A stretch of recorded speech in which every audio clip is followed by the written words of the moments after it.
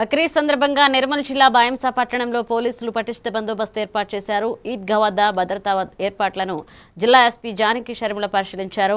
బాయంస ASP Sai Kiran ఆధ్వర్యంలో కట్టుదిట్టమైన భద్రతా చర్యలు చేపట్టామని, ఇప్పటికే శాంతి కమిటీ సమావేశాలు నిర్వహించామని ఎస్పీ తెలిపారు. సోషల్ మీడియాలో పుకార్లను నమ్మవద్దని ప్రజలకు సూచించారు. ఈ రోజు బక్రీద్ ప్రార్థనలకు సంబంధించి అన్ని రకాల ఏర్పాట్లు చేయడం జరిగింది. ఇక్కడ ట్రాఫిక్ కి ఏ రకమైన ఇబ్బందులు కలగకుండా వేలాది మంది వస్తారు కాబట్టి ఏఎస్పీ సాయి కిరణ్ ఐపీఎస్ ఆధ్వర్యంలో ఇక్కడ అన్ని రకాల ఏర్పాట్లు చేయడం జరిగింది. బయట నుంచి కూడా చాలా ఫోర్స్ వచ్చారు.